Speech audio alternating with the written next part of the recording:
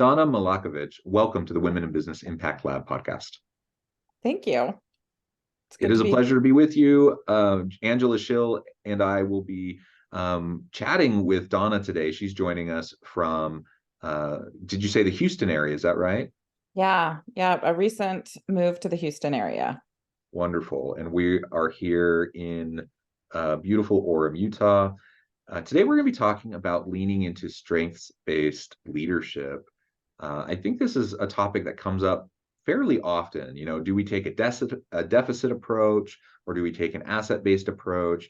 And the strengths-based model really leans into the asset-based, building upon what you have. So we're going to unpack that and what that really means for anyone, really, but particularly for women in leadership roles. And we're going to tap into Donna's experience and her insights from her work and her life. As we get started, I wanted to share Donna's bio with everybody. Donna Milakovic is an executive education instructor and certified Gallup Strengths coach. She has spent her career in nonprofit management, including serving as vice president of the Utah Valley Chamber of Commerce, working with cutting-edge technology companies as a grant manager for USTAR, and most recently as senior director of community outreach at UVU. She has a master's in business administration and a bachelor's in English. She spent her career connecting people and building communities. I think that's wonderful. Donna, anything else you would like to highlight by way of your background before we dive on in? No, I think that's great. It's one of the things I like to add. I grew up next to Disney. I believe all things are possible because I grew up next to Disney World. So I tend to approach all career options with a lot of possibilities and positivity. I just have to say, since you mentioned Disney, my wife grew up right next to Disney too, and they had an annual pass. So it was just like after school, they would just like go over to Disneyland, which is a different world. I have never once been to Disneyland, so I know that's heretical, but I've never been. That is a little crazy to me because it is the land of my childhood.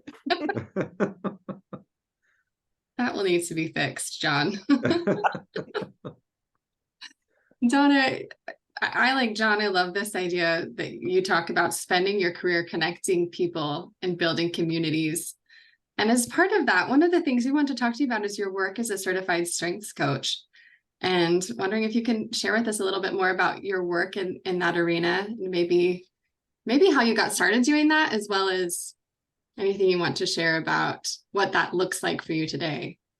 Yeah, thanks. With a lot of things, I was introduced to strengths actually early on when I was working at the chamber and stuff. We did a lot of leadership trainings and other things. And so I knew about the philosophy of strengths and kind of the background of the book, the original book that Don Clifton wrote about leaning into your strengths, that you'll go farther if you pay attention to things that you do well, rather than trying to fixate on the things that you don't. And that philosophy, I think, really resonated with me. And like I said, I approach things with a lot of positivity. I love to double down on things that I do well. And as I approached kind of reorganizing different companies and organizations and helping people, it was all about looking at what you do well. And that was kind of what I understood. And then was part of a startup board for a startup company. We were kind of launching this idea, and we all took Clifton Strengths and Strength Finders, and come to find out, I was number one. My number one top theme was WOO, which doesn't surprise me. It stands for winning others over, and it just has to do with that networking and kind of having, in high school, I was a social butterfly. As I went to college, I became the social person, and then the glue, and just kind of the person that connects everyone. And it turns out that has been a career superpower for me, to be somebody who connects other people. I've gravitated to a lot of things like that. And then when I got to UVU, they were offering an opportunity to be a strengths coach, to take the training. And actually it's like a 40-hour training. So you're there full days for a whole week, and really dive in. And that is where the power of strength-based leadership really opened up for me, is really digging into understanding, because I knew what my top five my top five strengths were, and I knew the philosophy, but really digging in and seeing how the things that were making me strong were actually the same things that I was tripping over sometimes, the same things that were holding me back. And so it was a great experience. I did that at UVU, and then I coached, I finished the certification and coached my team, and we implemented strengths on my team. And then I was working with executive leadership, and we just decided to implement it in part of our training with leadership too. And it's been great. I've now coached hundreds of executives, and a lot of them have been women in our women's leadership program. And it's so rewarding and fulfilling to have people have those same aha moments as we talk about their strengths that I have. That's incredible. That's inspiring.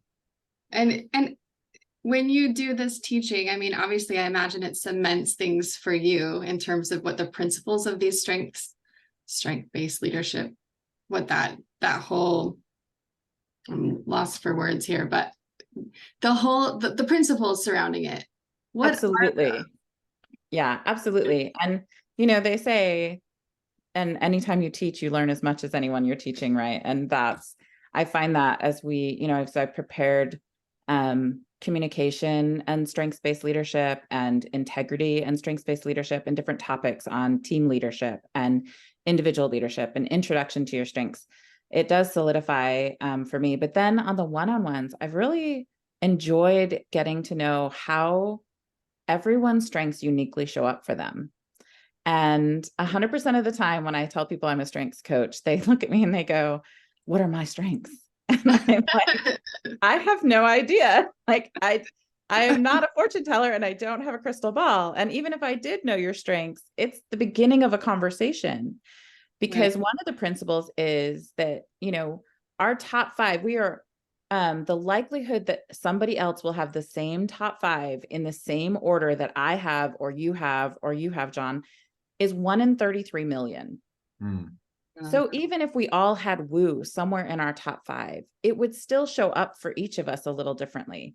And that's been the joy and the fun of getting to know people and talking about their strengths, because I learn more about mine, how they show up, and how they're classified. So things like positivity seem like they would influence other people. There's a strength called positivity, and it's categorized as a relationship building theme. And when I really looked at that, I realized that positivity has to do with how I interact with people, less than how I influence people.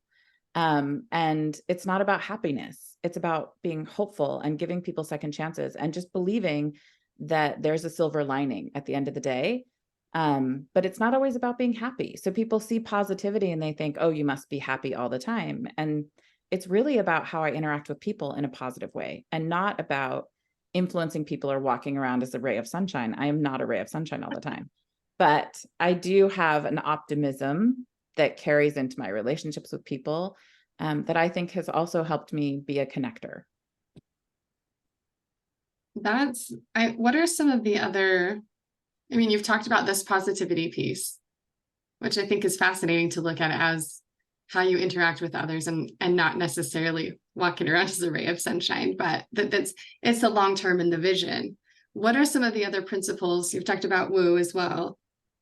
Yeah, so there are 34 different themes. They call them themes. So the vocabulary goes around, we all have talents and they're innate. And then a collection of like language-based talents and the ability to share a message and those kinds of things would be put under the umbrella of the communication theme. Okay. So if I'm good at speaking, or I love to read, or words are important to me, all of those things, all of those talents might be clustered under this theme of communication.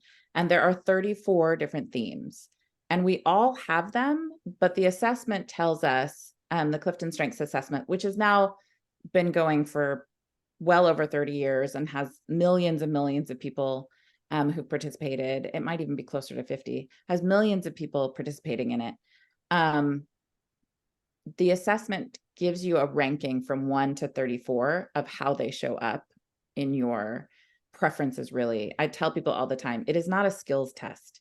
When you sit down and take the assessment, it's going to ask you, do you prefer this or do you prefer that? And it's going to say, pick one of these 2 that you care about. And it might be, having a quiet day at home or going out with a group. It might be, studying data, or, there's hundreds, I think it's 274 questions or something. and they're timed, so you do it quickly, but it's the whole purpose is to get to your instinctive reaction so that we can get an idea, so that you can get an idea of what you prefer. It is not a skills test. We don't ask if you're good at communication. We really just ask questions that go to a preference for words. And then as that comes up, communication may bubble up into your top. It's my number 3. So that's another one. There's some interesting ones like harmony, empathy, competition and belief, strategic thinking themes like strategic and ideation and futuristic. There's some time-bound themes around context. How much do we care about getting the context and the history of things versus adaptability, which is about being in the now and being flexible and going with the flow. And then compared to futuristic, which is more of that emphasis for the future and the vision of the future. And so we all have them. We just don't all use them the same way. Yeah. And we don't use them as often. So for one, discipline is my number 34 strength. So I lead with relationship building and I show up for people. And discipline, like showing up on a regimented way, is like my least favorite thing in the world to do. I can do it if I have to, but it's not my favorite thing. I was just looking over at the bulletin board in my office because I've done StrengthsFinder a few times over the last, 10, 15 years. And they've mostly come out similar. It's been slightly different, depending on where my mindset was and the roles I had at the time. And so I used to have it on my bulletin board. I don't think it's there anymore. And I don't remember off the top of my head what my top 5 were. But I do find it helpful. And it's funny, I have had times before where I've had faculty or administrators who come into my office who have also done StrengthsFinders, and they see, my 5 on there and they're like, oh, you're a whatever. And immediately it's an opportunity to connect and to relate and to see how, you said you're primarily a relationship driven person. I don't think I'm not a relationship driven person, but that's not in my top 5. And, something like discipline probably is, or if it's not, it's right towards the top. So, that just means we interact with each other probably in slightly different ways, than 2 relationship people would interact with each other. Right. Yeah, absolutely. And, even if you had all executing themes, right? Achievers and discipline and deliberative, like planning out and executing on things and getting stuff done. You still would approach that differently than somebody else who may have a mixture of relationship building and executing. And the truth is, one of the principles that I talk about all the time is you can do anything with the strengths you have. So we don't use them to decide if you're good at your job. We use them to decide how you approach the tasks of your job. So if the 3 of us were all given the same assignment, we would each approach that assignment based on our strengths a little differently, right? I'm going to call 3 people to figure out, and I talk about this all the time in the training. If we were all assigned to go from California to Florida and we were given a budget and a car and a timeline, right? Somebody high in discipline and deliberative would want to map out their route and pick where they're going to stay and figure out how long it takes. And my activator and woo, I'm going to call 3 people and jump in the car and we're going to figure it out on the way. And, somebody else might be like, well, how much can we budget each day for food? And this is how many miles we have to go. And I'm like, let's see what we want to see on the way. Let's stop by and do these things. Right. And we're all going to end up at the same place. We're all going to be under budget on time because we're capable people, but we will have journeyed there differently. And so when we talk about leadership, especially with women, it's about leaving space for ourselves and other people to do the job the way that works best for them, right? To basically take the tasks and say, here's your outcomes and these are the constraints. You have a budget, you have a time limit, here's your constraints. But really, as long as this outcome, as long as we end up there with those constraints in place, how you get there is less important. And you can do that in a way that fits your personality, your preferences, the way you like to process information.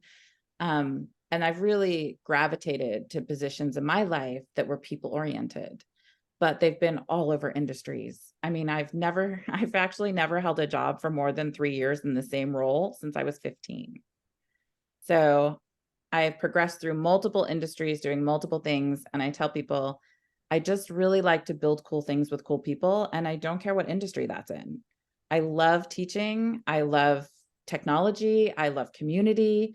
And as long as there's really cool people to hang out with, I'm happy to dig in. And I've worked in oil and gas. I've worked in dentistry. Like I've worked in all kinds of industries. And so you can do anything with the themes you have, just knowing that you're going to approach it a little differently. So I love, John, that you were like, it's a beginning of a conversation, right? It's a connecting piece, because we can't assume we know things just because we know that you have discipline and I have woo, right? They show up differently. Yeah, And it shows up differently.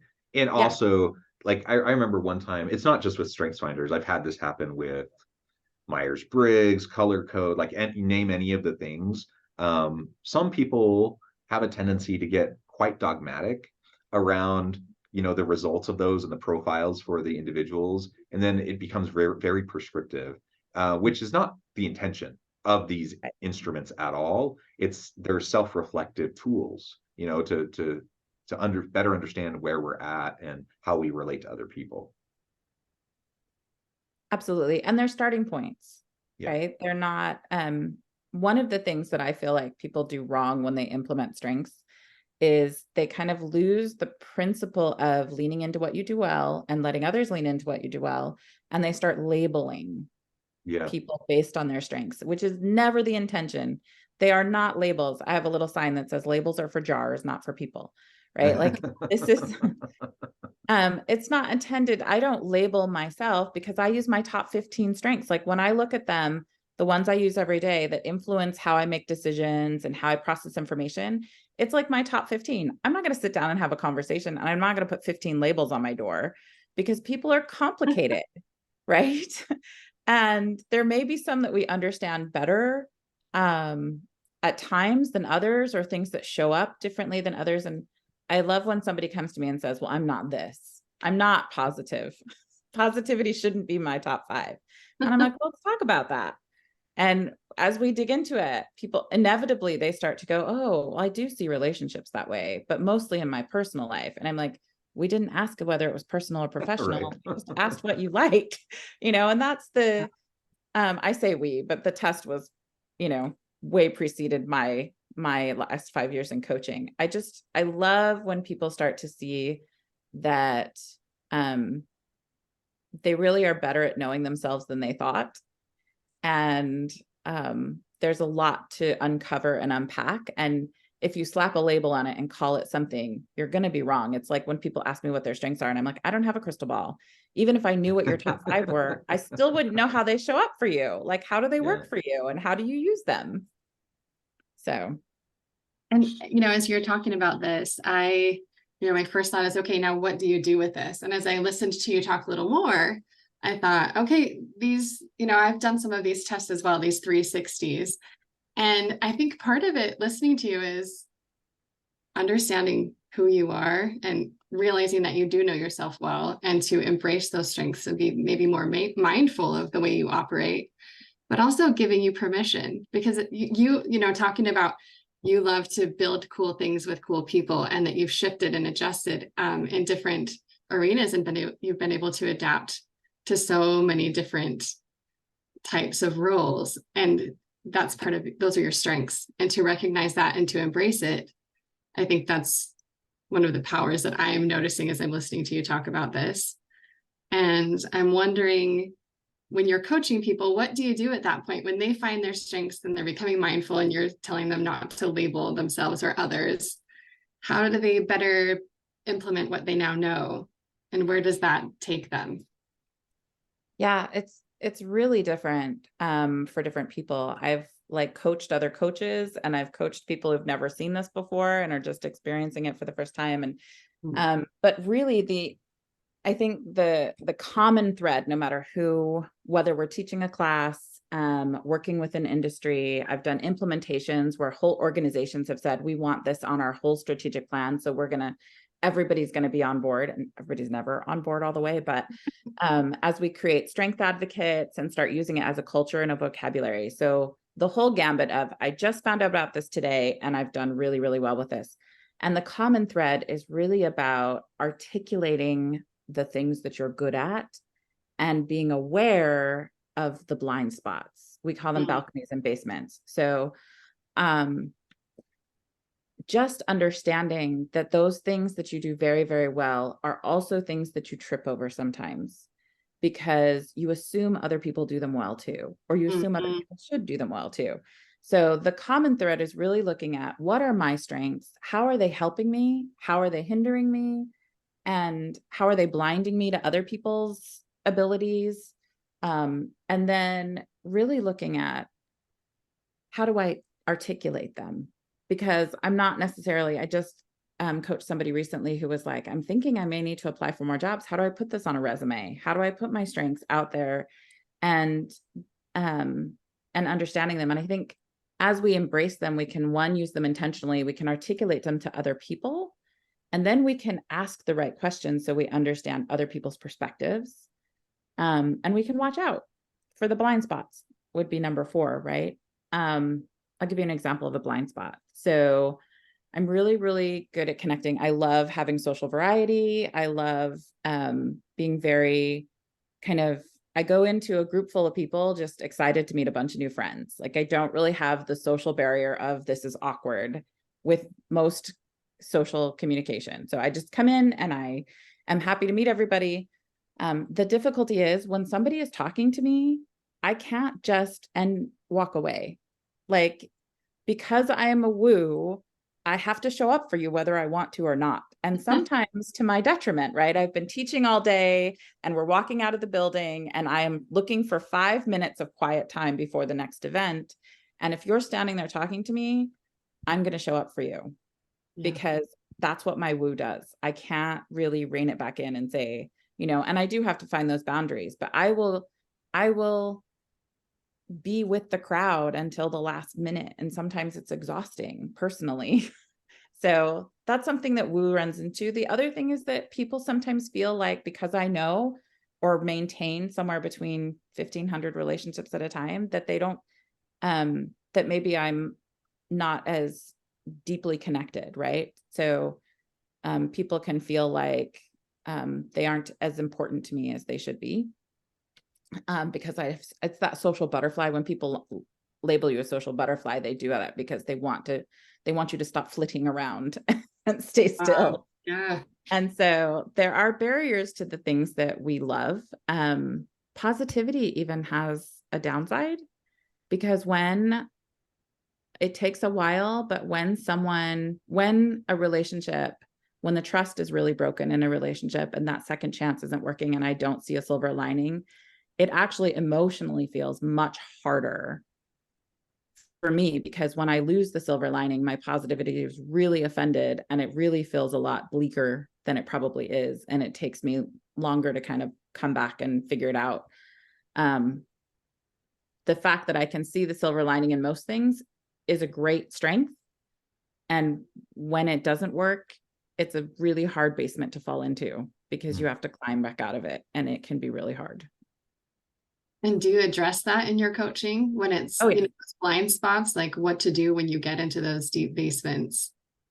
Absolutely. So people high in developer love to invest in other people and help human potential grow, right? And it is a fantastic, fantastic theme. It's a great leadership theme. And I almost always talk to people high in developer about setting boundaries, because the basement of that is that a lot of times they care about people longer than people care about themselves, or more fervently. So they will stay investing in someone as an employee, as a relationship, in all parts of their life. They may stay investing in someone long after that person stops investing in themselves or gives up, or right. And so an employee isn't performing, but a developer just sees that potential and they give a little bit and the developer's like, yes, you're making it, you're progressing. But if you don't really set milestones and boundaries, you get taken advantage of. Mm-hmm. And that optimism and that need to really invest in people is exhausting. It keeps people in relationships longer than they should be. It keeps people in working with employees longer than they should be. And it's not always a healthy balance. And so we do definitely talk about, here are the great things about your strength. Here are the power of it. And here's some things to watch out for. Set some boundaries, and do those things. The other one is achiever. Achievers are highly productive people. They really want to get things off their list. Check, check, check. They're very much an executing theme. And I often remind leaders who are achievers, because they're great at contributing. They're great at being single contributors. But when they get to a leadership role, they expect everybody to be as productive as they are and to care as much about getting things off the list. And often I remind them to put people on their list of things to do. Wow. So spending time with your loved ones, sitting down on the couch, spending time one-on-one with your team, really delegating. Those delegation and spending time with your team can be on your list of things to do in the day, because when you go from do to manage, it can be a really big transition for people high in achiever. It's so insightful. Donna, this has just been a great conversation. We could go on and on. I know the time, and we probably do need to let you go and get on with your busy day. Before we wrap things up for today, I just wanted to give you a chance to share with the audience how they can connect with you further, find out more about your current work, and then give us the final word. Wrap this present up with a bow for us as we close things out today. Awesome. Thank you. It's such a pleasure. I love talking about strengths-based leadership. It's so fun. And it's been great to talk to both of you. I am working with executive ed at Utah Valley University. So through the executive ed program, I'm teaching in our women's leadership program, but also we just launched a Strive program and a Drive program. And so I teach leadership in those areas as well. I can also, they have my contact information. I can be reached through there and at my personal email, which is just dmilakovic@gmail.com. And then, I love to do contracts and to coach and to meet with people. But really, my leadership work at UVU has been probably the easiest way to reach me. And then as we think about this, like as you think about how much implementation can I do of strengths without taking the assessment, you can take the assessment at Gallup, and it's available there. There's a lot of options in the store for different ways to take it, and it takes about 40 minutes. So it's not a heavy lift. And then really thinking about what you do well. And Don Clifton says, what would happen if we really concentrate on what is right with people rather than fixating on what is wrong with them? And that is a principle we teach over and over again as we talk about strength-based leadership. As a leader, what happens when you believe and you focus on what's right with people rather than fixating on what's wrong? We manage weakness. We don't fixate on weakness. And that has been a great philosophy for me to live by as a leader, as a parent, as a friend. It just really helps to kind of implement that philosophy. If you do nothing else with strengths, that's the one principle I like people to remember. Focus on what's right with people. Yeah, love it. Donna, thank you so much. It's just been a pleasure. Angela, thank you. As always, we hope everyone will just reach out to Donna, find out more about what she can do for you. Check out the many cool things that she's involved with. And we hope everyone can stay healthy and safe, that you can find meaning and purpose at work each and every day. And we hope you all have a great week.